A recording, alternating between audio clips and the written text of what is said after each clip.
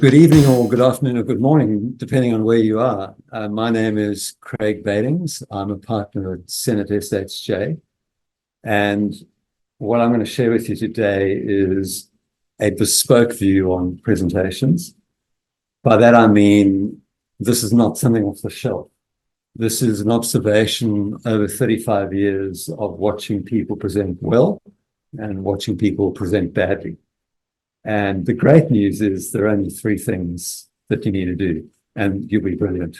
So we've got a few people in the room here, and we've got about 70 plus people online. So please excuse me if I look that way and this way, because those online don't want to see my back all the time, and these guys here don't want to see me talking to the screen all the time either. So that's the first thing I just want to clarify. I want to start off by telling you a little story first. Joseph Pfeiffer is an interesting man. I happened to meet him one evening, and how I met him was we do some work with the United Nations in their what's called countering violent extremism. And the work we do there is around mainly running crisis simulation workshops, but also how you counter narratives. Misinformation, disinformation, etc., and also how you then engage with stakeholders around those narratives. One of the things we did with the United Nations over a period of 3 evenings was we ran workshops with 20 either survivors of terrorist attacks or families of terrorist attacks where they had lost loved ones. Joe Pfeiffer was the fire chief who first arrived on the scene at 9/11 at the Twin Towers. He lost his brother, Kevin, in that fire because they went in to try and save people. And he lost 375 of his fellow firefighters, and some of them were friends. And when Joe told us the story, and so you can imagine we're on a Zoom call, we've got people from all over the world who've endured terrorist attacks, have survived terrorist attacks. And Joe tells the story, and I sit there going, what on earth am I going to teach this guy? You know, he's just told this fantastic story. And I felt, you know, that feeling where you feel like an imposter. I felt like an imposter that night because I just thought, I can't teach this guy anything. But I'll tell you what he learned and how powerful it was in a few slides' time. Because Joe did learn something that day, and he blew us away, or certainly blew me away when he told me what it was. And it was very simple. And that's the great thing about what I'm going to share with you today. It's very simple. You can become great presenters. Now, I can't see you guys on screen who are watching, but I'm going to ask the 3 people in the room here physically 3 questions. Who loves presenting? And this applies to you guys online as well. Think about it. Who loves presenting? Any of you? Sometimes? I love it, but I don't hate it. Yeah. So you don't hate. Does anybody in the room hate presenting? Sometimes. All right. I'm sure those people online as well will know if you hate it, you're okay with it, or you love presenting. What I'll share with you today will hopefully make you love it more. So there's sometimes that you hate it, Clifford, maybe that'll disappear and you'll just love it a bit more. Because it's quite simple, really, when you boil it down. And so I'll come back to Joe Pfeiffer, or Joseph Pfeiffer, in a little while and what he learned that night and why it's so powerful and why I think you should take a lesson from his book and apply it, because it changed the way he presented from that night on. So there's only 3 things, right? And they're quite easy. It's storytelling, it's your most important point, and it's the transition. Now I'll go into each one in a little bit of detail.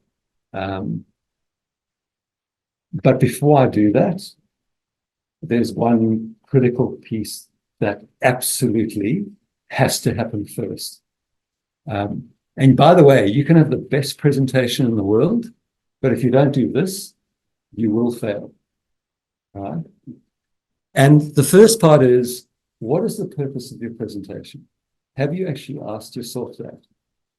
And if you practiced it, let's say you practice it on a colleague, a friend, or your spouse or partner, and you say to them, what do you think the purpose is? Sometimes you'll find that the answer is a bit confronting because it's different to what you thought it would be. So know your purpose and also know your audience. Who are they? What do they want? What are their drivers? What are the issues they face? The more you can understand that, the better. And the basic one, know your venue. And boy, oh boy, I fall into this trap before. In fact, I hate to admit this.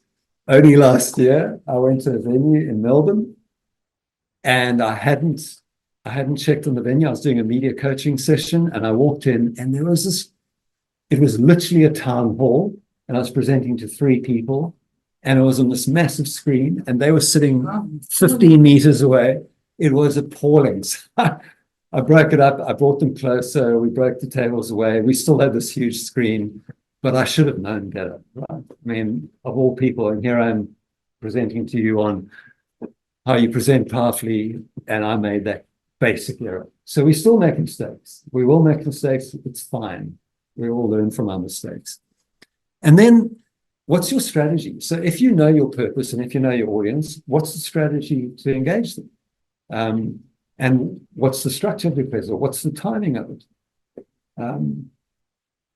And do yourself a favor, much like the other one, know your venue, arrive early. So just as an example, I emailed Tara, who's helping host this today from PRCA.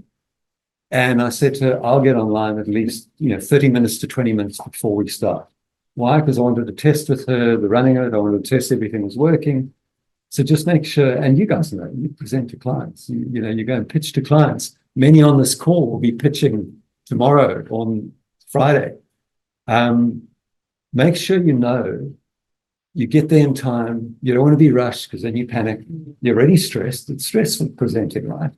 So make sure you take as much stress out of it as you can. And that goes into planning.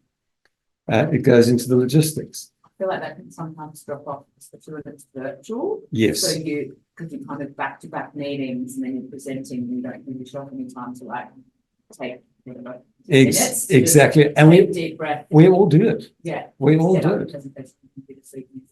Correct. And that time is sacrosanct. Set aside that time. Make sure no one interrupts that time, and make sure you start off in a calm, measured manner, and you've got across all of it. So some of you will say that's basic, and a lot of it is.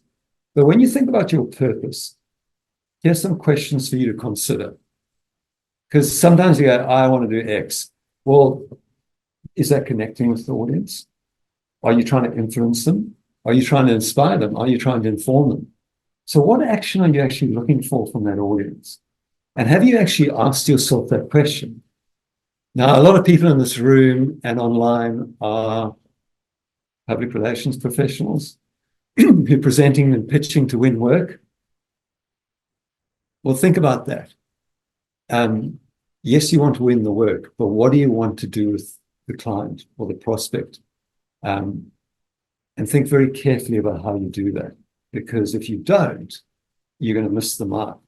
And you know that feeling when you're presenting to a client or a prospect, I mean, you can just see it's just not landing. It's just their eyes are glazing over. It's the worst feeling ever. And we've all had it. I've had it. I still have it every now and then. I'll admit it. It's a terrible feeling. But I always look at this thing and you're an idiot. I know this stuff and I didn't think it through. So, always ask yourself that question.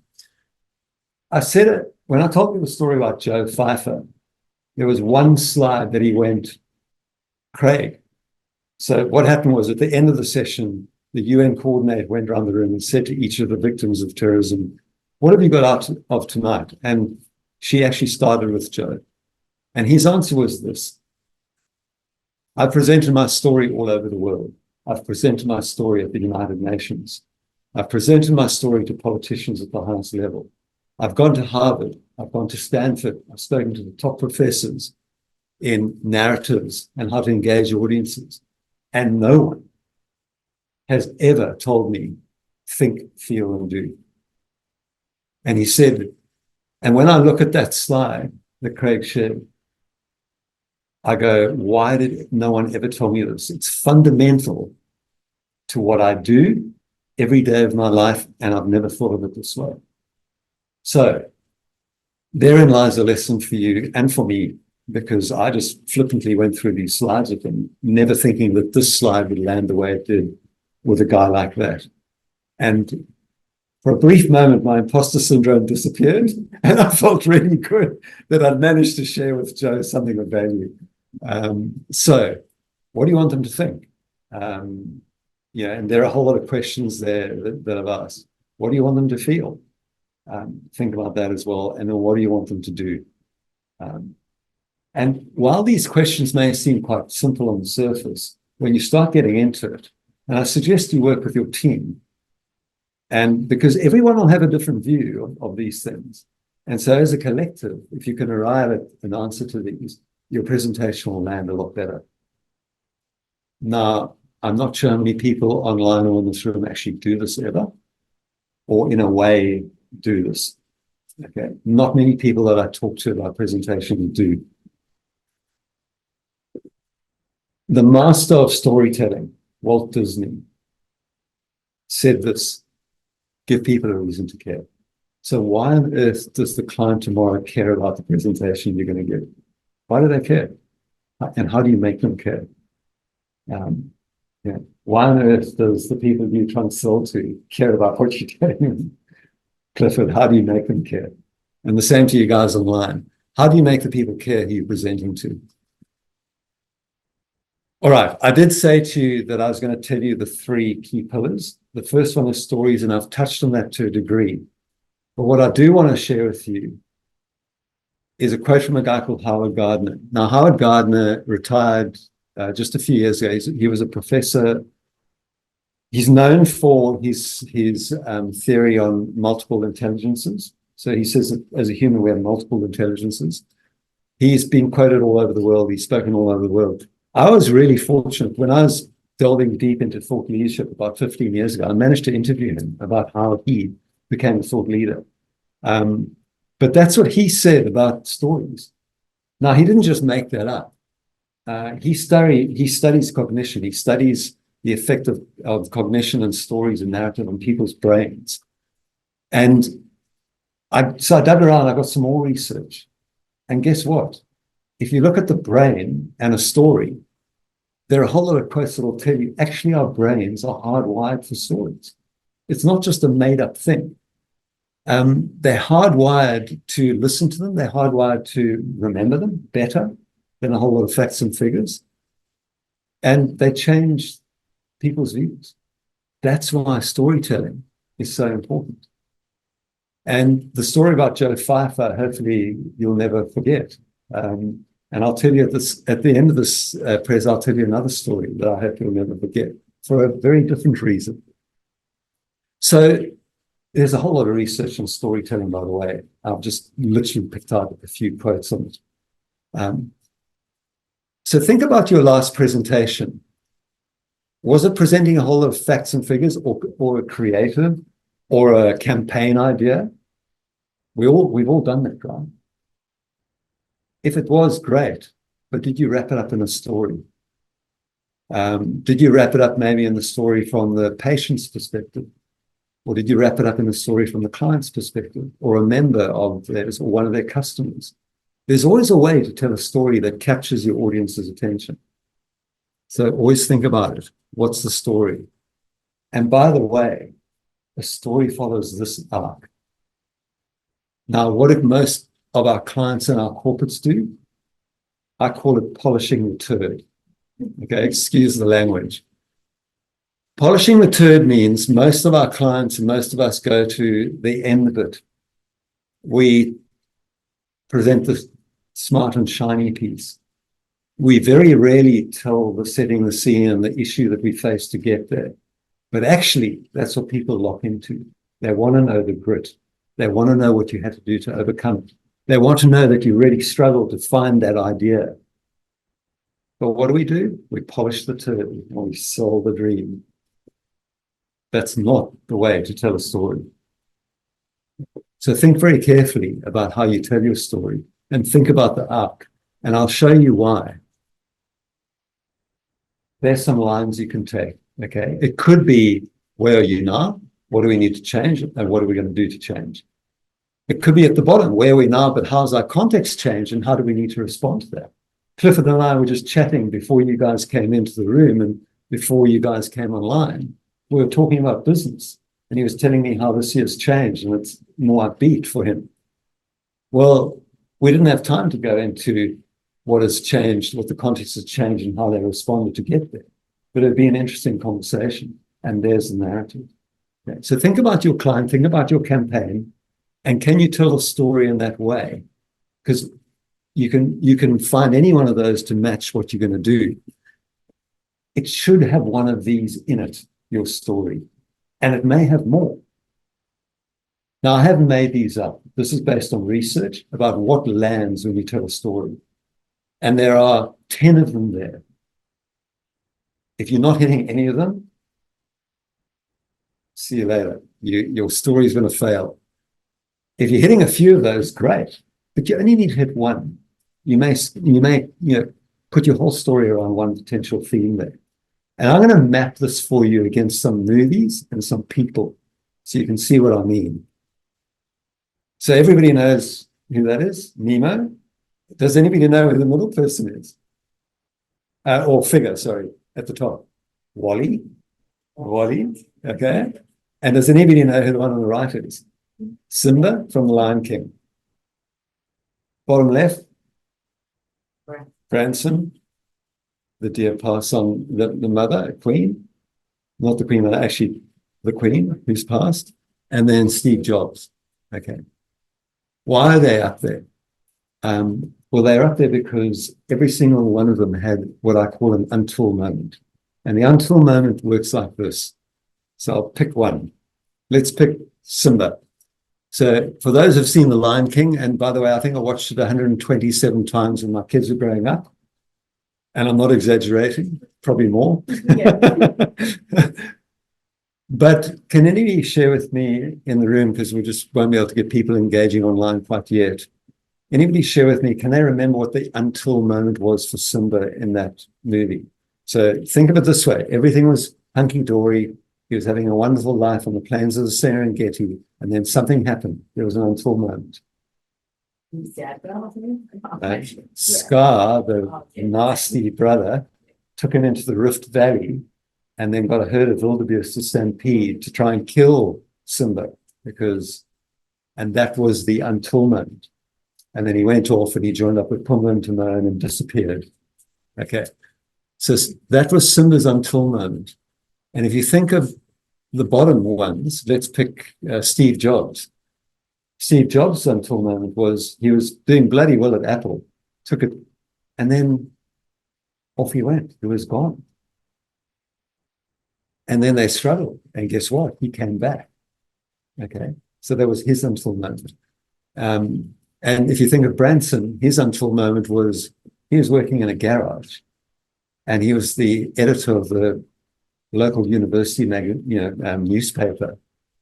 And he got the idea for Virgin Music, selling music to students, and that was his until moment, and he broke through. And the Virgin brand, as we know, is massive now. So you can see each of these, and I haven't gone through all of them, and I won't, but each of them has an until moment. But not only do they have an until moment, they also have matched, and I said I'd match this against the figures. They also match some of the elements of a great story. And there's one there that they all touch on, except for Wally, overcoming adversity. People seem to love a story around overcoming adversity. Why do we love stories about overcoming adversity? Because we've all been there ourselves. We know what it's like. We know how tough life can be at times. But we also like to know that people get through it and come out the other end. It's our beautiful Hollywood moment, isn't it? It's what Disney, it's what Pixar do with their movies, more often than not. So think about your story. Does it fit this? Can you map it against this? And if not, how do you do it? But there's one thing through all of this that is absolutely key. When you deliver it, how authentic are you? Is it really you? Because if it's not, you're really going to battle to land it, because you'll be selling somebody else's story, and that's not easy. All right. So you've got to have it in your own language. You've got to practice it. It's got to appeal both to the rational and the non-rational in our brains. It's got to follow that narrative arc that I've told you about. And how do you build the rhythm to that until moment? So I'll give you an example. When I told you the story about Joseph Pfeiffer, I stopped and I said, I'm going to come back to something that Joe saw that night that really struck him. And then I left it for a few slides. So I built momentum, and then I stopped, and then I got to the until moment for Joe. So there's an example of what I mean when you tell a story. And you can play with it, and you can test it on your colleagues. You can test it on your family's your worst audience, because they know you so well and they're harsh. They're your harshest critics, but actually it's a good idea to try it on them. So that's storytelling. The other one is, what's your transition? And by that I mean, here's an example. If I had switched to the slide and I said, and now the 3 pillars of great presentations, the next one is the transition. That is not a transition, because what I've done is, I've read the headline and I've told you what's on the slide. That's a poor transition. And I'll give you some examples of good transitions. The common mistakes that people make is that you don't use them. All right. How many people have been in a presentation where you go, the person goes, and now on the next slide, what I'm going to cover is, and what, as you can read there, is another one that they use, and so on. So, or just the same on every slide. Okay, those are the kiss of death for presentation. The other one that doesn't work is, this brings me to my next point, or I want to move on to this, or on the next slide, you'll see these are just clumsy sort of transitions that you'll find in every presentation. So instead, I want you to think about how dynamic can you be in your presentation transition. Is there a natural bridge? It could be a link back to a previous slide. It could be leading them with a question. So think about how you transition, that you link it seamlessly, because ultimately what you want to do is you want to end up with these sort of things. You want to be using these types of transitions, and there are a whole lot of examples there of what you can use, right? I'm not going to go through each one, but one that I do want to pick up on is number 6. It can be quite awkward, but it can also be quite powerful. So that's the pause. So if I ended this slide now, and I just sat here for a few seconds and looked at you, you kind of get a bit awkward. But actually, it may be the reason that I'm doing it is to land a really important point to the next slide. Or it may be the reason that I actually want you to think about what I've just said. So think really carefully about how you can use each transition. Very often, what works really well is a case study or personal example. And you can just summarize it quickly in 15, 20 seconds. And it may well be that I say, the other day I was presenting this, and I actually got stuck on the slide, and I couldn't get to my most important point. And then I'll switch over. Now, that, by the way, is not my transition. I'm just using it as an example. So transitions are really key. It holds your preso together. The most important point. What is the most important point? How many of you sat through a preso and you put up a whole lot of words or a big graph, and the person says, you can't read what's on that? Well, why did you put it up? Instead of saying, I put that up there to show you just how broad this topic goes, but I only want you to focus on one thing. And by doing that, what you do is you direct the people's attention to what you want them to focus on. And people love having their attention directed, okay? It's like in a media interview when you tell your CEO that they need to say 1 or 2 key points and flag them. And by the way, Clifford is a former journalist and a very experienced and very good one. So he well knows the CEO who uses that tactic. But you want to have the person walking away and knowing what is it on that slide that they want me to think about? What is it on that slide that is most important? There's a lot of stuff there, but what's most important for me? And if you can direct them to that, you're doing them a favor and they actually thank you for it behind the scenes. So there's some examples of what I mean by the most important point, or the phrasing you could potentially use for your most important point. And that is it. Those are the 3 pillars of great presentation. Now, you look at that and you go, but I knew that stuff. Yeah, we all know this stuff. It's basic. But why is it that so many people don't stick to it? Why is it that people get lost in heaps of data and heaps of copy on a slide, and you try and read through it all? And we all know what that feels like. It's just terrible. You never feel great when you're reading all of the stuff in a presentation. But I'm not going to stop there, because there's some really key things I want to share with you as well that I've learned over the years. Here's the kiss of death. Don't use them, all right? There are a whole lot of things up there. I've talked about this already, some of them, particularly the last one. Okay, hopefully no one on this, no one on this preso or sitting in the room has ever used the last one. And believe me, I've heard it. I have heard that before. Definitely the first one. We've got a lot to get through, so we might just need to run some. And you know the feeling, I mean, and again, you know, like, I still make mistakes and I will make mistakes, and I've made mistakes today, and I know that. But one of the worst things is when you get to a client, you get a presentation, and you've got half an hour, and you put your slide preso up, and it's not in presentation mode yet, and they see at the bottom slide 1 of 60, and they know that they've got 30 minutes, and they look at you going, 60 slides, 30 minutes? You've got to be kidding me. And this is about managing audiences' expectations, right? Is the thing to do then is to say, you'll be delighted to know we're not going to cover all 60 slides. We're actually going to focus on 10 slides. And that's what I call managing your client or the audience's expectations.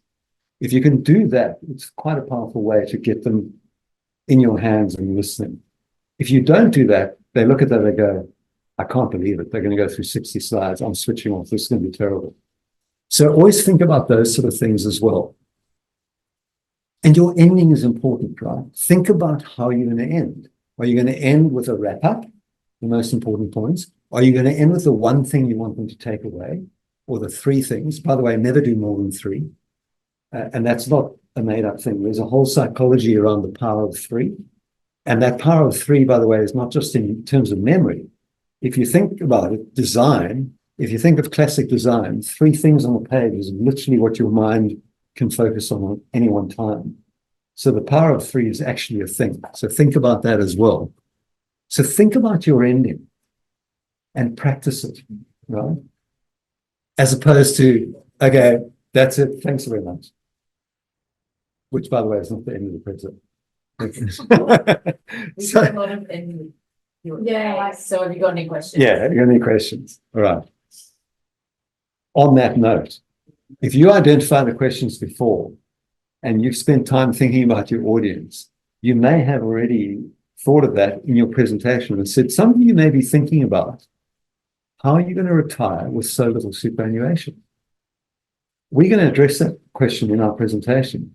So think about the elephant in the room for the audience, and maybe address it in the question they would typically ask you at the end and bring it into the present. That's a really effective way of addressing it, and try and do it early, because I can tell you right now that most people sit there and they go, I want to know X and Y. If you've thought that through, yeah, and you address it up front and you say, well, I'm going to come to that, because I know in all the presentations I've done on presentation coaching, I know the biggest answer is I get really nervous. What can I do? And then if you can address that up front, it's a great help, which I didn't do because I know no one on this call gets really nervous. And create the best answer for that. And by the way, when I showed you that narrative arc, one of the things I said was, don't forget the grit, don't forget the journey.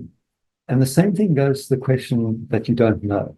If you don't know the answer to the question, admit it, because the kiss of death is when you go off at a tangent and they know you don't know and you don't know and you talk absolute rubbish because you're trying to cover up. Don't do it. Say you don't know and say, I'll come back to you. So you've seen the three pillars. You're all going to be brilliant presenters after this. But there's a final thing. It's always about the audience, and it's about your energy. It's about your enthusiasm. If you think about the best presentations you've ever watched, typically they're this: great storytelling, and they're passionate about their topic and knowledgeable as a result. So when you next present, I want to see passion, I want to see knowledge, and I want to see you telling that story, all right? And the same goes for all of you on the call. Posture is also important. Now, you notice I'm a hand user. I've been using my hands all the time. But that's just me, because it gives me energy, and I like to express myself that way. That doesn't mean you have to do that. If you're not a hand user, rather use face animation or change your voice intonation. Pause. Speed up, slow down. Shorten your sentences, lengthen your sentences. Play. Play on the edges. It's actually fun. You can start playing with the way you present, and you can test things. So the one day you present one thing, try it one way. The next day, try it another way. When you next go to a client preso, try something different. If it doesn't work, that's fine. Try it, something else the next time. This is about experimentation, because otherwise you're never going to learn and grow. Okay? The best presenters I've seen took a while to get there. They worked on it. And it's the 1%ers, it's the little things that you do that get you there.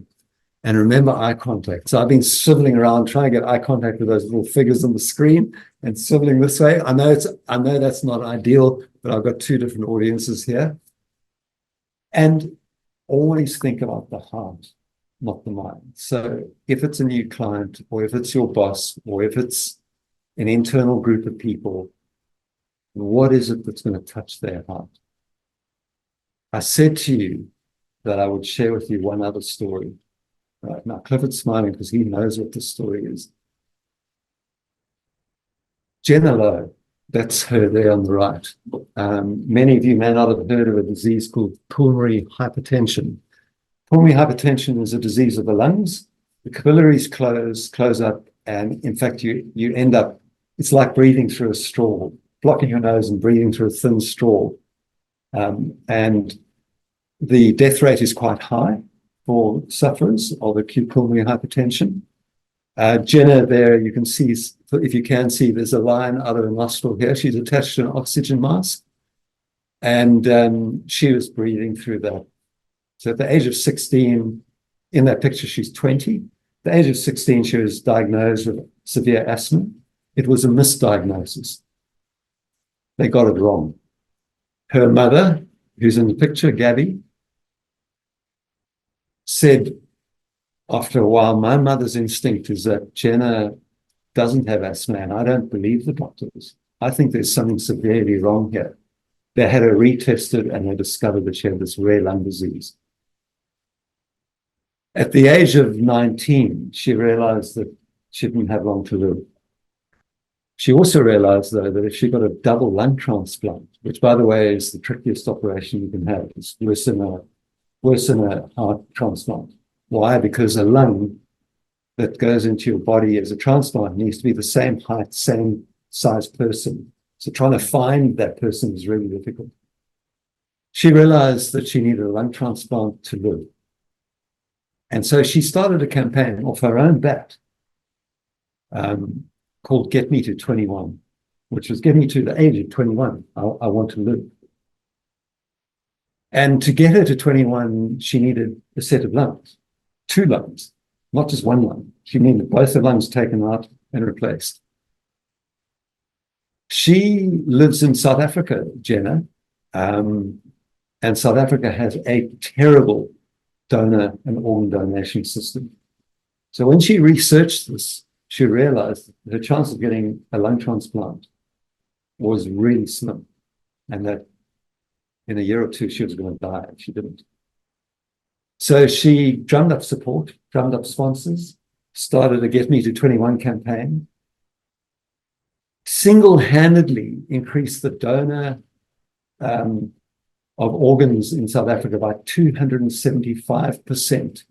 I'm talking organ donation for everyone, not just lungs, everyone. The Organ Donation Society in South Africa couldn't cope. They've never had so many sign-ups. One person changed the face of organ donation in South Africa permanently. In December 2014, Jenna got a call that they had lungs for her, but it was a 1,600 kilometer aircraft travel to Johannesburg from Cape Town. And if she didn't get there in the next 8 hours, they weren't going to be able to do it. Fortunately, her mother, Gabby, had organized a private jet in case of this and had lined them up, and they were standing by, and she made the call. They flew her up. She had the lung transplant. And it was a great success, the transplant. The lungs took. But unfortunately, over the months subsequent to that transplant, Jenna's body shut down, her kidneys gave in, and in June 2015, Jenna passed away. Jenna Lowe is my niece, and Gabby is my sister.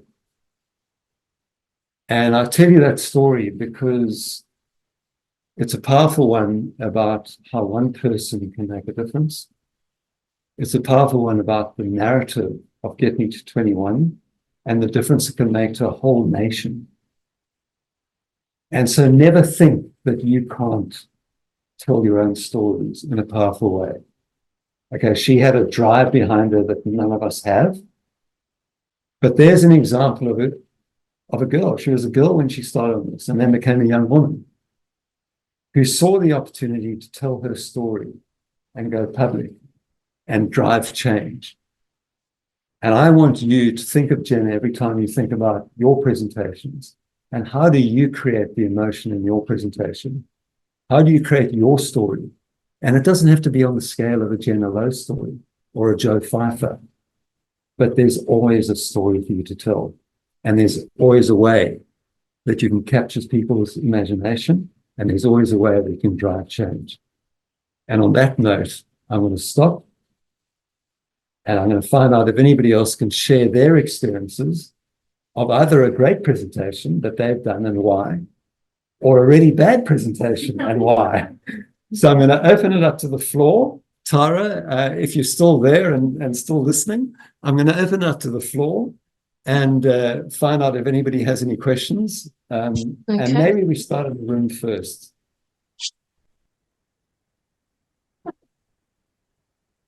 Okay, we'll open it up to anyone. Yes.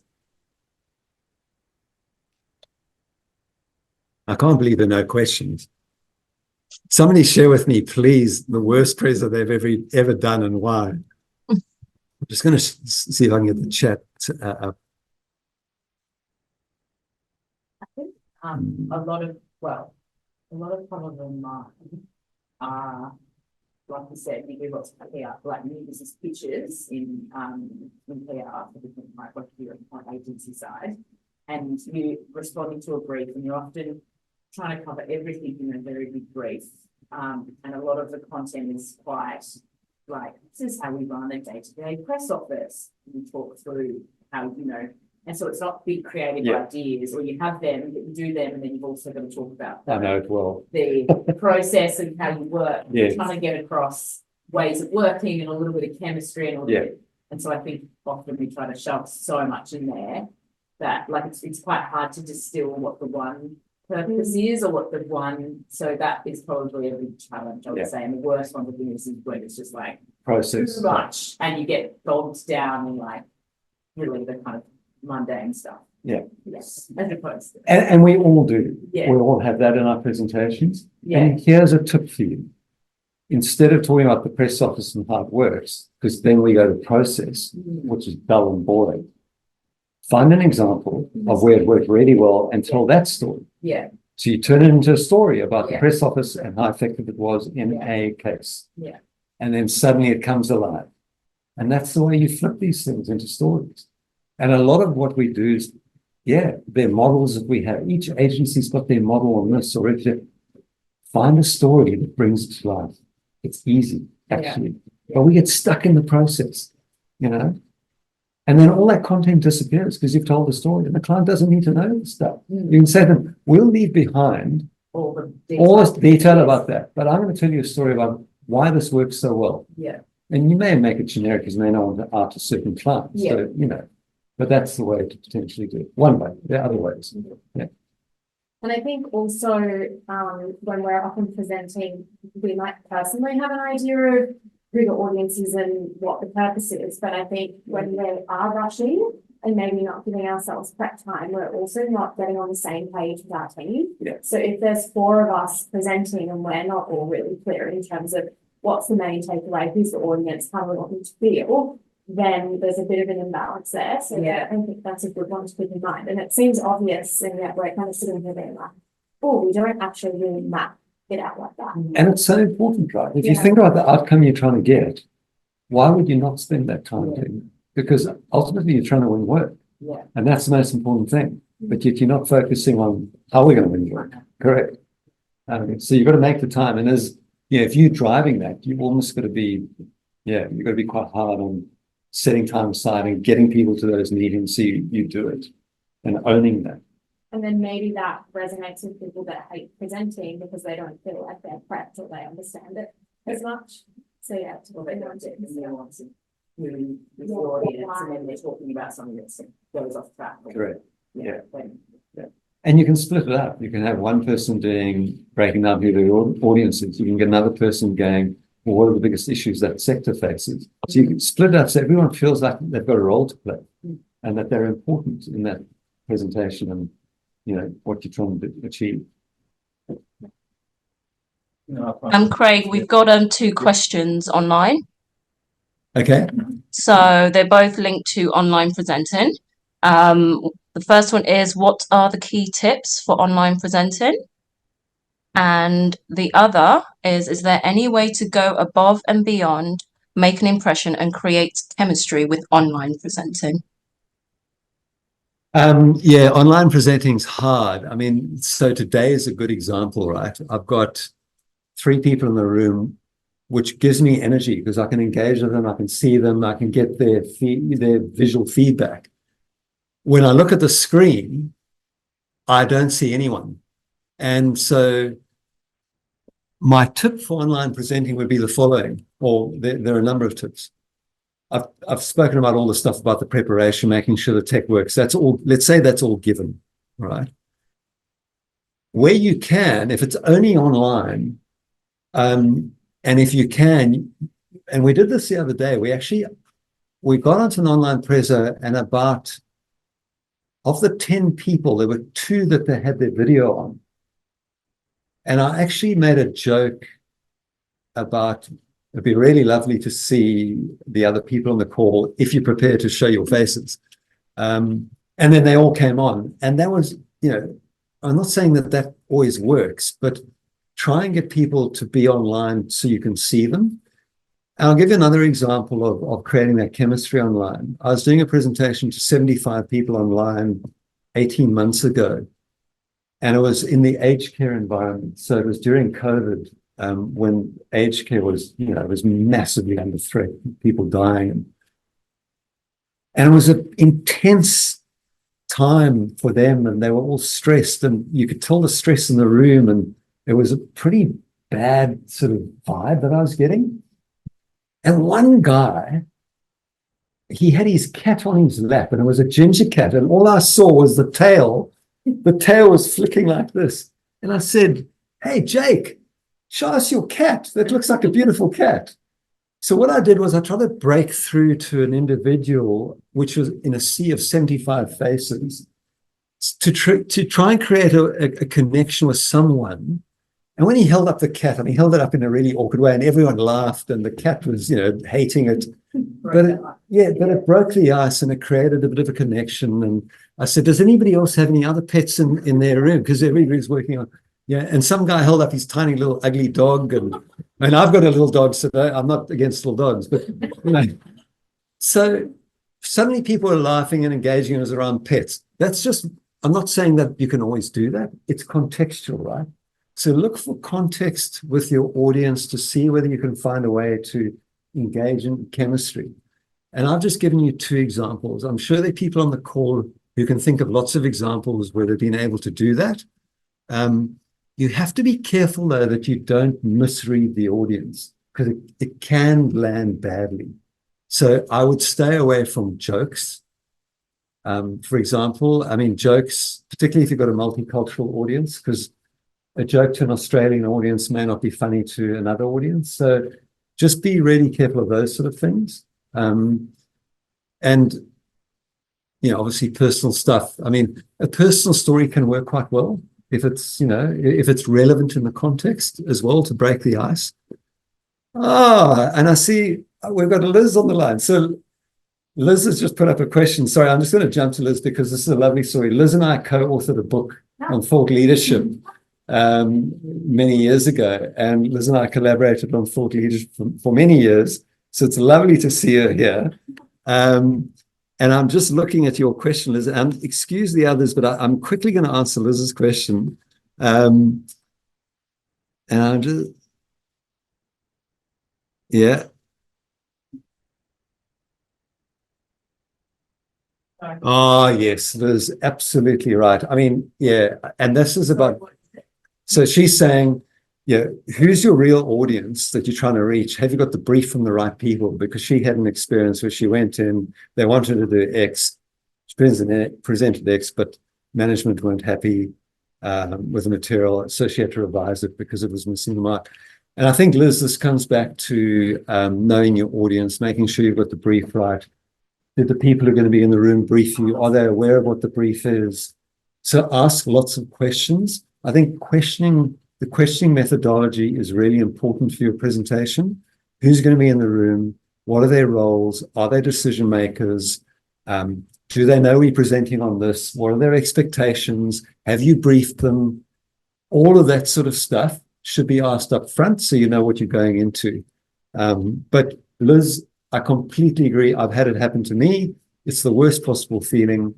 But there are ways to overcome that. And hopefully I've given you somewhat of a tip about that.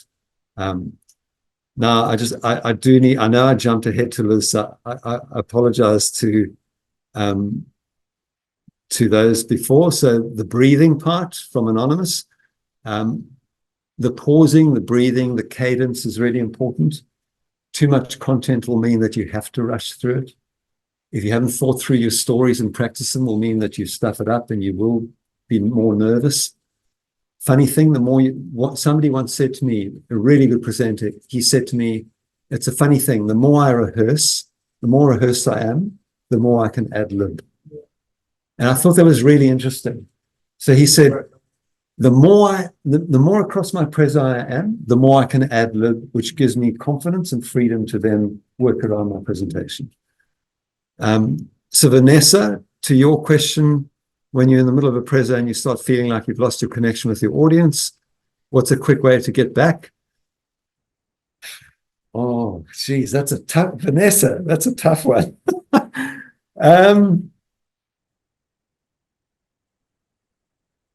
I think, I mean, we've all had that. And guess what our tendency is? We tend to feel the pressure and we tend to then start rushing because you feel like you've lost them. Adding more words. Or You're not interested, I'm going to talk fast. Correct. So or you talk fast, correct, or you talk faster, you stop breathing, you rush through your slides, and you get put off your stride. That's the classic reaction. And believe me, I've done that. Not once, not twice, many times in the past. I think the best way to deal with that I've found is to stop, pause, and pose a question to the audience. I get a sense that potentially this is not what you want to hear. What are some of the issues that are really bugging you that I haven't yet addressed? Because maybe I'm still coming to them, but maybe let's raise them now. So the stop, pause, and question with the audience is often a good way to do it. But that's an audience where you're in the room and you can engage with the energy, and you can feel that it's not going. Alternatively, what I have done is I've referred to somebody in the audience that I know or that I've worked with or that I've seen before. I don't put them on the spot and get them to stand up and say anything, but I say, like I did with Clifford. You know, Clifford's a former journalist. He knows about CEOs going, flag the key three things, because that's what he's got to deal with. He knows how to get around that as well. So I picked on Clifford to create a connection around part of that story I was telling. So I think those are some of the ways, Vanessa. Does anybody else have any other ideas about how they would do it? It's not an idea, but it was just an experience that I had presenting for new business. It was actually an existing client, but it was just to expand the scope. And we were presenting over Zoom, and there was two people on the call, and then I was with someone else on my team in the room. And it was about a half an hour presentation, and I was getting yawns in the middle of it, and it kind of sometimes looked like her eyeline was going down. So then I started thinking, is she reading? Anyway, it was quite distracting, and I think we'll try to do a good job of just, okay, like we've got our ideas here, we just need to see how it goes, then ask questions at the end. And then by the end of it, she was like, that was fantastic, we loved it. And I was like, oh, you weren't coming across that way. I obviously didn't say that to her, but I think sometimes some people do have different body language and interactions sometimes. Yeah.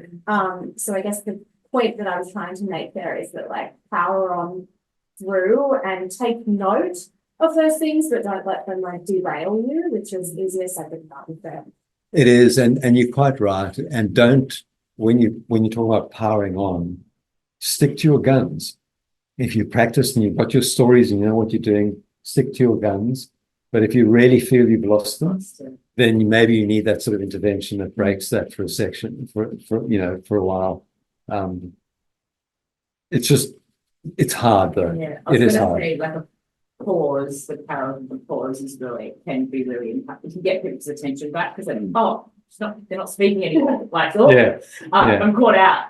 But it is a very hard, even that stop pause, but it's a very hard skill to do when you're presenting to a group of people maybe you've only met once before, exactly. Or trying to win them over. Yeah. That's a superpower. You have to practice that. But even the pause for me is really hard. Yeah. Because I am a chatter, so I'm like, yeah, exactly. I know that get the attention. Yeah, the pause it's a powerful tool, the pause, actually. So then I'm just looking ahead to some other questions here. So MR Stevens' question: many professionals, including myself, encounter situations where we present information we may not be personally passionate about or have a strong connection to. In these instances, it can be challenging to embody the principles of passion in telling the story. I'd like to know strategies for finding that passion when presenting objectively. Is adopting the perspective. Where'd it go? Yeah, there it is. Is adopting the perspective of the target audience or potential beneficiary a viable approach? Are there other techniques you recommend? You've got to create the personal relevance. So that's why I said to you, so the example I used with Alexis about, a press room sort of piece where it's a process, which can be quite dull and boring.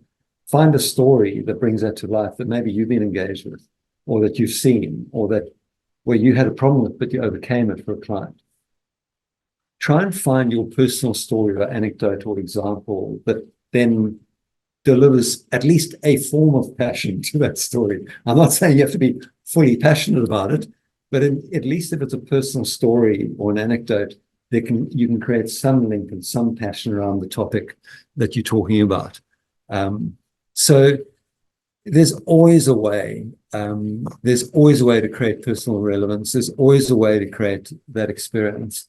And it may well be that it's not a story that you were directly involved in or know the person, like Joseph Pfeiffer or my niece Jenna. I could have told a story about somebody I had no knowledge of, but I admire what they did, or they represent what I'm trying to present. So, but it's understanding that it's trying to find a few things within that story that you can connect to personally.